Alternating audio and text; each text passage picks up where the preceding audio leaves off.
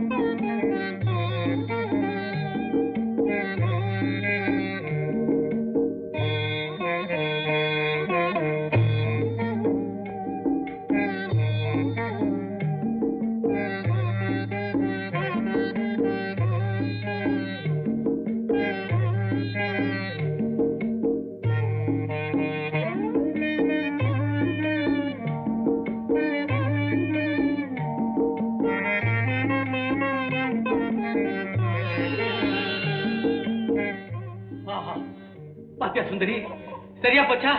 தனக்கு எது வேணுமோ அதை அவளே எடுத்துக்கிட்டா. இனிமே அது அவ குழந்தை. அந்த நினைவோட நிம்மதியா அதை பிறக்கும். என்ன தர்மவாள் அவ பார்த்து குழந்தை விட்டுட்டு போயிட்டா இருக்கா? நீ பார்த்துட்டு சும்மா இருக்க. அதானே சித்த நில்லுங்க.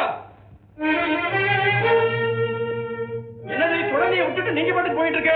மன்னிக்கணும். அந்த குழந்தைய தேவி மீனாட்சிக்கு அர்ப்பணம் செய்யறதா நாங்க 2 பேரும் பிரார்த்தனை பண்ணிருந்தோம். உங்க நன்னாக நீங்க பேசுறது காசு பணம், ஆடை ஆகணும், வீடு வாசல், நிலவலங்களை கோவிலுக்கு சாதனை பண்றது. ஏன் ஆடு மாடுகளுக்கு கூட நின்றுட்டு இந்த மாதிரி விட்டுட்டு உண்டு. ஆனா மானுஷ கோயிலை இப்படி விட்டுட்டு போனதா எந்த கோயில எந்த சரித்திரம் கிடையாது. மன்னிக்கணும். அது முடியாதுங்கிறத நாங்க முடிவா சொல்றோம். இவன் என்ன வச்சு அந்த குழந்தையை தூக்கி கையாளும். சுவாமிகளே, இவரல்ல தேவி மீனாட்சியே நேர்ல வந்து தூக்கி கொடுத்தாலும் நான் வாங்கிட்டு போக மாட்டேன். தேவி மீனாட்சி தூக்கி கொடுத்து வாங்குறேன்னா வேற யார் கொடுத்தா வாங்குவேன்? அதுக்கு காஞ்சிபுரத்தா வரணும், மதுரையா கிட்ட சொல்லணும், அப்புறம் இதை தூக்கி கொடுத்தாங்க நான் வாங்கிட்டு போயிடுவேன். காஞ்சிபுரம் மதுரையை நோக்கு பிரிச்சா இருக்கலாம். நாங்க வாக்குற உத்தியோகத்துக்கு தர்மகர்த்தாவால் ஒரு உத்தரவு போட்டால இந்த சனியை தூக்கி வீசி வெளியில எரிஞ்சுவே இல்லை. செத்த அப்படி வரல சனிப்படுத்துற பாடு தெரியுமோன்னு என்ன தெரியுமே. அதை அனுபவிக்கணுங்கிற ஆசை பெரியவாளுக்கு இருந்தா அந்த குழந்தைய கொஞ்சம் தொட்டு பாருங்க. தொட்டு பாருங்க. வரும் அந்த குழந்தைய சுண்டைக்காய தூக்கி தூக்கிடுவோம்.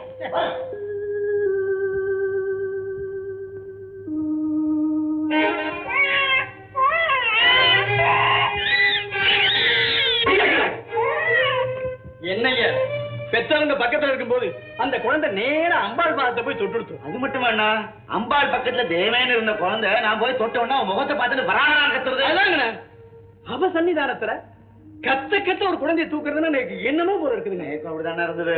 ஏன்னா ஒரு காரியம் பண்ணானே என்ன குழந்தைய அம்பாள் பக்கத்திலேயே விட்டுருவோம். பேசாம அத்தை ஜாம பூஜையை முடிச்சுட்டு கதவை பூட்டிட்டு உடனே திறக்கப்படாதுன்றதான சாஸ்திரம். ஆமா. அதனால கதவை பூட்டாம வெறுமனை சாத்தி வச்சுட்டு போடுறது. எப்படி எப்படி மேல சொல்லுங்கண்ணா. எந்த குழந்தையா இருந்தானே ராவண தூங்கித்தானே ஆகணும். கண்டிப்பா.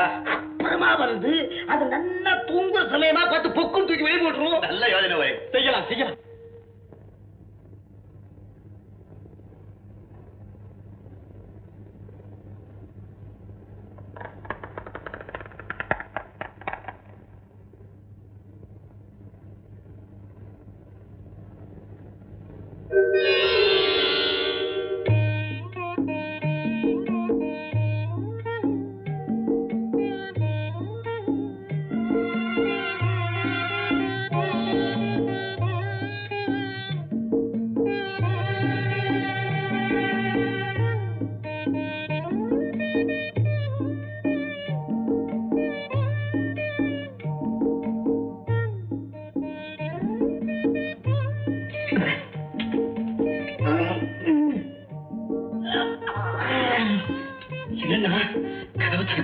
நல்லா அழுத்தி தொடங்க. நான் தான் 3 ரூபாய் வச்சுட்டேனே.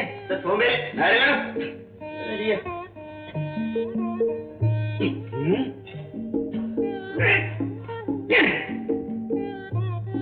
சாத்திர கதவு எப்படியா திறக்க முடியாம போகும்? அவள் முயற்சி பண்ணிட்டா இந்த கேள்விக்கு இடம் இல்லை.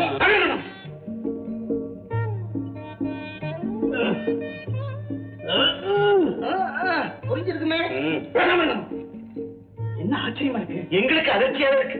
சரி நீங்க போய் பல்லக்கு தூக்குற மரத்தையும் அந்த ஆட்களை உடனே கூட்டிட்டு வாங்க. வாங்க அப்படியே போய் கதை முட்டுங்க.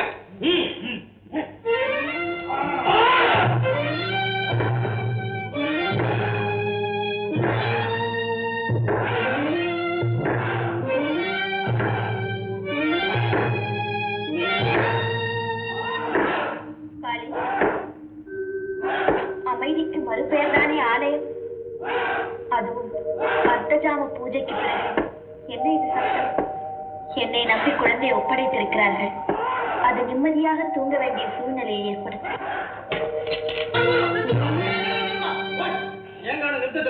என்னன்னா வைரம் பாண்டி இவ்வளவு பெரிய தேக்கு மரத்தால இத்தனை பேர் சேர்ந்து இடியா இடிச்சும் அந்த கதவு அசியலன்னா அந்த கதவு பலத்துக்கு மேல ஏதோ ஒரு பலம் உள்ள இருக்கிறதா உங்களுக்கு எட்டலையா? இன்னைக்கு என்ன தோன்றுதுன்னா நம்ம கதவை வெறுமனை சாத்திட்டு தான் மடப்பள்ளிக்கு போகணும்.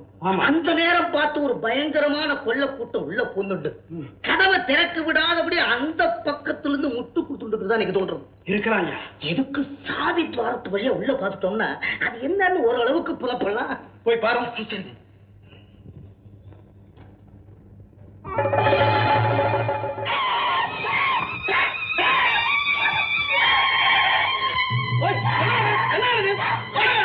என்ன பாத்தி சுத்த தொழகடிங்க பிராமணன்.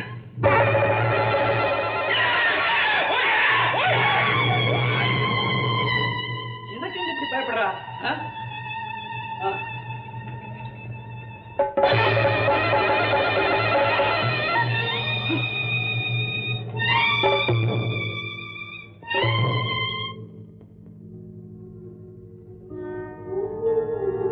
சுந்தரி, என்ன இது அர்த்த ஜாமத்துல எதுக்கு இப்படி அழுக? அதாவதுங்க, இந்த குழந்தை என்கிட்ட வயிறு நிறைய பால் குடிச்சிட்டு நல்லா விளையாடிட்டு இருக்கான். அந்த குழந்தை நல்லா இருக்கு. அந்த குழந்தைய நீ விட்ட இடம் எது? அது தொட்ட பாதம் எப்பேற்பட்ட பாதம்? ஆமா, அன்னைக்கு என்னமோ அந்த குருக்கள் கிட்ட ரொம்ப தைரியமா குழந்தைய தொட்டு பாருங்க விட்டு பாருங்க அப்படி இப்படி எல்லாம் பேசினேன். இப்ப இருக்கு பண்ண அதேரியம். சுந்தரி, சிலையாய் நிக்கிற மீனாட்சி தன்னை நோக்கி தவழ்ந்து வந்த குழந்தைக்கு பசி வந்துட்டா சிலையாவே நின்றுடுவான்னு நினைக்கிறியா? ஐயோ, அப்படி இல்லைங்க. நாம அங்க இருக்கும் போதே கோயில் தர்மகர்த்தாவும் குருக்களும் குழந்தைய தூக்கி வெளியே உன்னை இப்படி எல்லாம் சமாதானப்படுத்த முடியாது. பொழுது விடிஞ்சது கோயிலுக்கு போய் குழந்தைய பார்ப்போம், கவலைப்படாது. என் குழந்தை குழந்தை சுத்தமா இருக்கு. எங்க இருக்கு? உள்ள இருக்கு. நீங்க எல்லாம் வெளியே நிக்கிறீங்களே. நாங்கெல்லாம் வேற எங்க நிப்போம்? அம்மா, உன் குழந்தைய சனின்னு சொன்னேனும் சுண்டக்கா சொன்னேன். இது ரெண்டும் உள்ள இருக்கப்பட்ட பரதேவதை ரெண்டு காலையும் உருட்டா போடுது. விடுபடோ, உன் குழந்தைய உள்ளேயே தன் பக்கத்துல வச்சுக்கிட்டு எங்க ரெண்டு பேரையும் சுண்டாக்கா மாதிரி தூக்கி வெளியில வீசி எடுத்துட்டா சாரியை கொடுத்துட்டு சந்தையில நிக்கிறோம். ஒரு வழியும் தோணல. ஏ சுவாமி, நெக்ஸ்ட் வழி அனுப்பிச்சு கதவை திறக்க சொன்னானே. நல்ல யோசனை. அம்மா, நீயாவது போய் கொஞ்சம் கதவை திறந்து பாரு. சரி, நீ போய் திறந்து பாரு.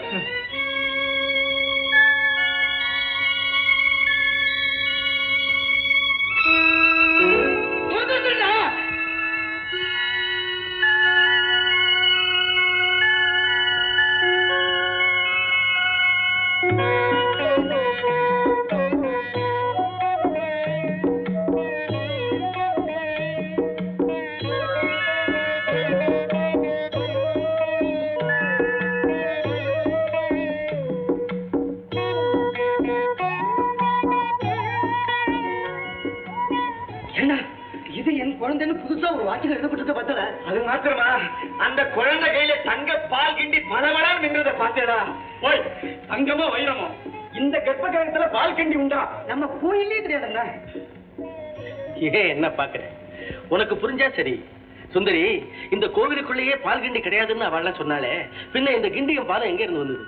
சுந்தரி, ஞான சம்பந்தனுக்கு கொடுத்த பால்ல மீதம் வச்சிருந்து அது அப்படியே அம்பாள் உன் குழந்தைக்கு கொடுத்திருக்காடி. அப்படி சொல்லாதீங்க. இனிமே அது அவ குழந்தை. போய் குறுக்கல, அம்பாள் மூக்கில இருந்த வைரமுள்ளாக்க காணுமே. காணமா? காணுமா?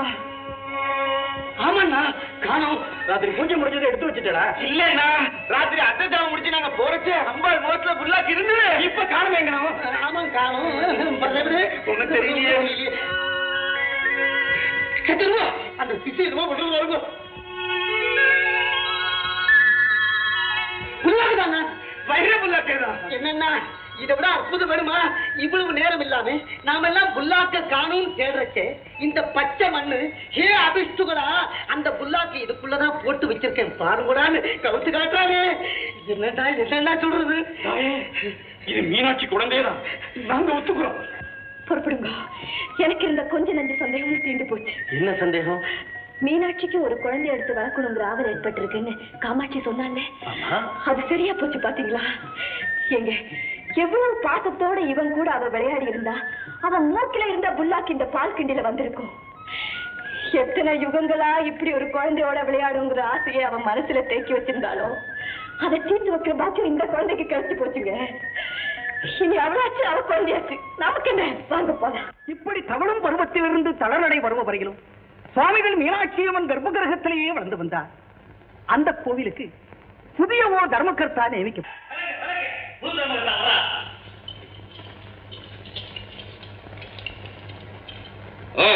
நடக்கட்டும்.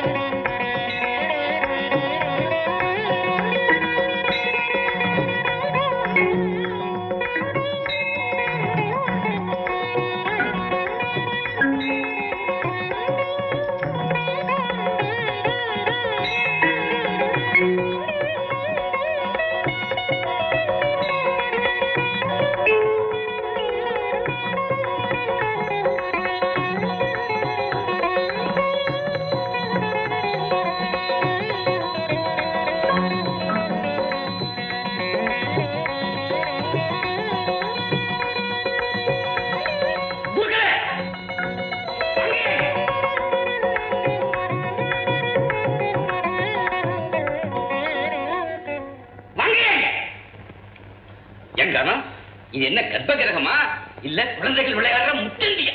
ஏன் இப்படி கேட்கிறேன்?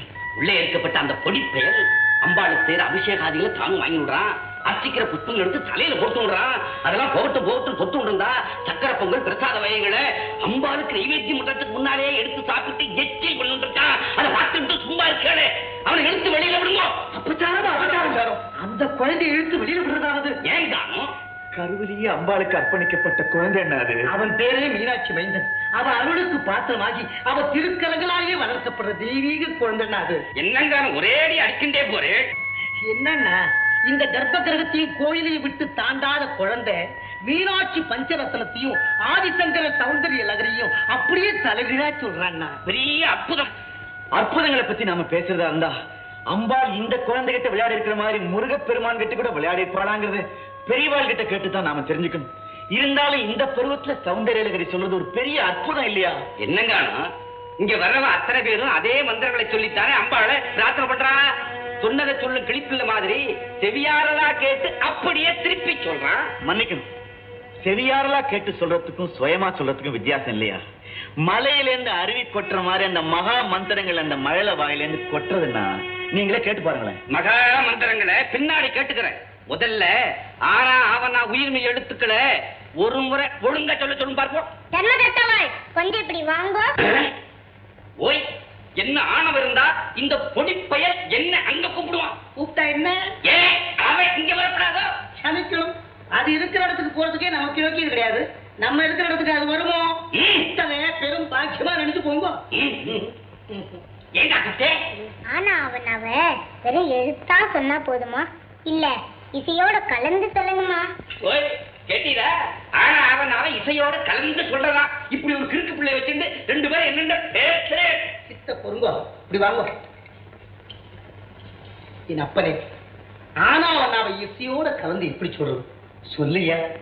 தானா தானா நானா தானா ஞானா தானா நானா தானா நானா பானா மனயன ரன லன வன ரன லன ரன நானா அவன காவன நாவன காவன ஞாவன தாவன நாவன தாவன நாவன காவன மாவன யாவன ராவன லாவன பாவன ராவன லாவன ராவன நாவன தீன தீன நின தீன நீன தின நீன தீன நின பீன மீன இன ரீன இன